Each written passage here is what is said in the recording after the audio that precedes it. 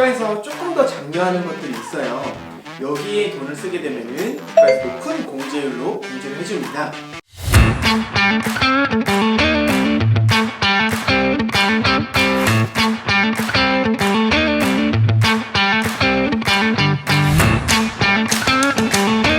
안녕하세요. 텍스 이슈의 김자연 세무사. 이원식 세무사입니다. 네, 이번 시간에는 가장 많이들 좀 궁금해하실 만한 신용카드 공제에 대해서 알아볼 건데요. 특히나 올해는 좀 많이 개정이 됐죠. 네, 맞습니다. 구체적인 내용에 들어가기 앞서 개념을 조금 짚어드리면은 신용카드 공제란 나의 카드 사용액 중 일부를 소득 공제해준다 라는 개념이 되겠고요. 앞서 제 말씀드린 중요하다고 언급드렸던 소득 공제 기억하시죠? 네, 다들 기억하실 거예요. 만약에 기억 안 나시면 저희가 상단에 링크를 좀 걸어드릴 테니까 보고 오시고요. 그러면 단순히 카드를 많이 쓰면 좋지 않을까라는 생각은 좀 드는데 얼마 정도를 공제해줄까요? 네, 기본적으로 카드 사용액 곱하기 공제율만큼 공제가 된다고 보시면 되고요. 공제율은 사용 목적에 따라 조금은 상이합니다. 지금 화면에 보이시는 표를 좀 보면서 설명을 드리겠습니다. 사용한 카드와 내역에 따라 공제율이 상이한데요. 기존에는 검은색 부분인 15%에서 40%로 공제율이 되어 있다가 3월에는 코로나로 인한 소비 지출 감소를 좀 끌어올리기 위해서 국가가 30%에서 80%로 공제율을 상향을 했고요. 이제 또 4월부터 7월까지는 좀 더 코로나가 심해졌었죠. 그래서 심각성을 느끼고 80%까지 대폭 상향을 했습니다. 그 이후 8월부터는 다시 본래 공제율로 적용이 됐고요. 네, 공제율이 좀 많이 올랐네요. 그러면 말씀하신 것 중에서 신용카드랑 체크카드 외에 문화공연이라든지 전통시장, 대중교통 등은 조금 더 공제를 해주는 것 같아요. 네. 이런 부분들은 혹시 추가적으로 공제가 되는 건가요? 네, 맞습니다. 기본적으로 신용카드나 체크카드 등을 기준으로 공제를 해주는데 국가에서 조금 더 장려하는 것들이 있어요. 여기에 돈을 쓰게 되면은 국가에서 높은 공제율로 공제를 해줍니다. 예를 들어 국가에서 마트보다는 아무래도 전통시장을 좀 더 권장을 하고 있고요. 또 개인 차량보다는 대중교통을 권장을 하고 있어서 전통시장이나 대중교통을 이용 시에는 40%로 공제를 해줍니다. 또한 이제 도서, 공연, 박물관, 미술관과 같은 문화생활을 하시게 되면은 30%로 공제를 해주고 있습니다. 다만 방금 말씀드린 문화생활 공제 같은 경우에는 모두 다 해주는 건 아니고 총 급여 7천만 원 이하인 분들만 공제를 해주고 있다라고 보시면 되겠습니다. 그런데 저는 미술관보다는 영화를 좀 자주 보거든요. 네. 이건도 공제가 되는지 궁금하고요. 네. 또한 저희가 업무 특성상 시즌 때 야근을 종종 해요. 그렇죠. 이럴 때 택시를 탈 일이 좀 있는데 이 영화관, 택시도 공제 해당할까요? 네, 안타깝게도 현행 세법에서는 영화관은 문화생활 공제를 해주진 않아요. 영화관은 문화생활로 안 본다 아기보다는 다른 문화생활을 조금 더 권장을 한다라고 보시면 되겠고요. 택시도 대중교통 공제에 들어가진 않아서 택시 이용료는 대중교통 공제를 받지 못한다라고 보시면 되겠습니다. 네, 조금 아쉽긴 하네요. 네. 앞으로는 좀 미술관 많이 가는 쪽으로 해야 될 것 같습니다. 그러면 이 카드 사용액을 무작정 많이 한다고, 예를 들면 제가 1억 원 쓴다고 1억을 다 공제해주지 않을 것 같아요. 네. 그 부분 좀 설명해 주시겠어요? 네. 모든 공제에는 한도가 있다고 말씀을 드렸죠. 과소비를 막기 위해서도 기본 한도가 있고 조금 전에 높은 공제율로 적용을 해준다고 말씀드렸던 전통시장, 대중교통, 문화생활을 세 가지에 대해서는 추가적으로 한도가 있습니다. 그 중에서 올해 코로나로 한시적으로 기본 한도만 30만 원씩 인상이 됐습니다. 지금 화면에 보이시는 게 신용카드의 기본 한도이고요.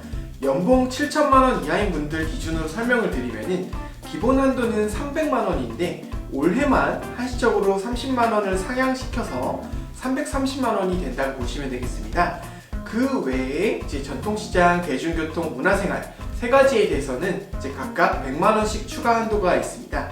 또 하나 조금 세부적이지만은 추가로 말씀을 드리면은 위 표에 총 급여 7천만 원 이하인 분들은 기존 300만 원이라고 이렇게 되어 있잖아요.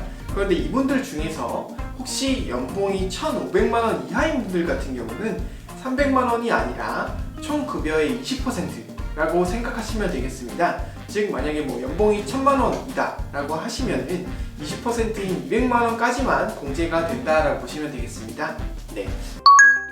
여기서 추가로 하나 말씀드리면 이 신용카드 공제해주는 목적이 좀 있어요. 크게 두 가지 목적이 있고요. 첫 번째로는 과세 표준의 양성화가 있습니다. 예를 들면 우리가 식당 가서 현금을 내게 되면 흔히 말해 사장님들이 이 현금을 신고하지 않을 수도 있잖아요. 매출 누락을 좀 방지하는 그게 있고요. 두 번째로는 소비를 좀 활성화하자는 목적이 있습니다. 그래서 국가에서는 모든 지출들 다 해주는 건 아니고 적어도 이만큼을 써라라는 최소한 금액을 정해놨어요. 그 얘기는 이 정도 금액을 써서 우리가 할 일 좀 도와주면 일정 부분은 공제해주겠다. 이런 의미가 좀 될 것입니다. 네, 맞습니다. 따라서 그 최소한 우리 급여의 4분의 1을 초과해서 카드를 소비하는 경우에만 공제를 해주고 있습니다. 이제 여기서 꿀팁 두 가지를 좀 말씀을 드릴 건데요. 첫 번째는 그 최소 급여의 4분의 1 이상을 쓰고 그 금액을 초과하는 금액에 대해서만 공제를 해준다고 말씀드렸잖아요. 네. 이제 공제율 자체는 체크카드가 더 높은데 보통 카드사에서 제공하는 혜택은 신용카드가 더 높거든요. 따라서 공제율이 낮은 신용카드를 내 급여의 4분의 1만큼은 쓰고 그리고 초과하는 금액을 체크카드를 쓰시게 되면은 아무래도 신용카드 혜택도 어느 정도 받으시면서 공제도 더 많이 받으실 수 있다라고 보시면 되겠고요. 이제 두 번째로 말씀을 드릴 점은 신용카드 공제의 경우에는 부부간에 똑똑하게 조절을 할 수가 있습니다. 만약에 뭐 예를 들어 10월쯤 카드 사용액을 비교해 봤더니 한쪽은 아무리 써도 한 4분의 1을 초과하지 못할 것 같다거나 혹은 이미 한도를 초과한 경우도 있을 수가 있겠고요. 이런 경우에는 차라리 다른 쪽으로 카드 사용을 조금 더 몰게 된다면은 공제를 좀 더 많이 받으실 수 있다라는 점은 참고해 주시면 되겠습니다. 네, 이처럼 같은 카드를 사용하더라도 조금 더 똑똑하게 쓰시면 공제를 조금 더 많이 받을 수 있다는 점 기억해 주시고요. 그러면 우리가 지출하는 모든 항목에 대해서 공제해주지 않을 것 같은데요? 네, 맞습니다. 지금 이제 사진에 보이시는 거 보시면은 여기 적혀 있는 것들은 공제가 되지 않아요. 대표적으로 좀 말씀을 드리면은 정규 가정 교육비라던가 해외에서 사용하신 부분, 상품권이나 보험료 같은 부분, 혹은 새 자동차를 구입하실 때 카드로 결제하신 것들은 공제가 되지 않습니다. 이제 정규 가정 교육비는 공제가 안 된다라고 말씀을 드렸는데 또 학원은 공제가 가능합니다. 또 새 자동차는 공제가 안 되지만은 중고 차량 같은 경우는 차량 금액의 10%까지는 공제가 되고 있으니까 신용카드 등으로 결제하시게 되면은 혜택을 받아보실 수 있는 부분이 되겠고요. 그렇군요. 이 조세 정책 목적상 특정 소비에 대해서만 조금 공제해주고 있는 것 같아요. 네. 그러면 우리가 고액인 걸 무언가 살 때는 한 번에 살 수도 있지만 할부로 구매하는 경우도 있잖아요. 그렇죠. 그럼 이거는 계약할 당시 금액으로 공제가 되는 건지 아니면 각각 할부를 납부할 때마다 공제가 되는 건지 그게 좀 궁금하거든요. 네, 좋은 질문 해주셨는데 신용카드 할부 구입 하시는 경우에는 구입 시점을 기준으로 이제 소득 공제를 적용합니다. 따라서 이제 올해 같은 경우는 코로나 때문에 한시적으로 80%까지 공제율을 높였던 부분이 있었잖아요.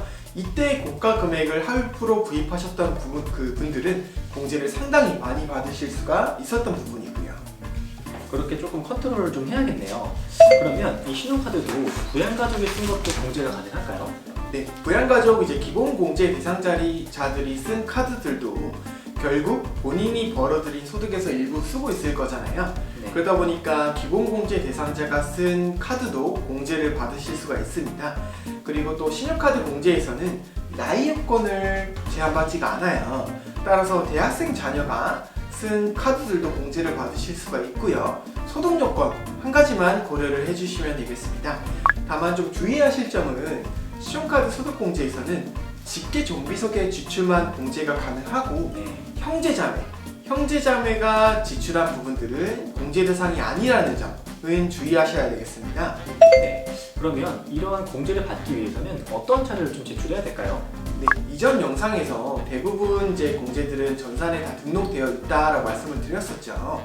따라서 국세청 홈택스 연말정산 조회수 간소화 서비스에 보시면은 이미 신용카드 쓴 것들, 대중교통, 문화생활 이런 것들이 다 분류가 돼서 조회가 되고 있거든요. 따라서 혹시 이제 아까 말씀드렸던 공제되지 않는 항목들도 이미 국가가 다 걸러두고 있습니다.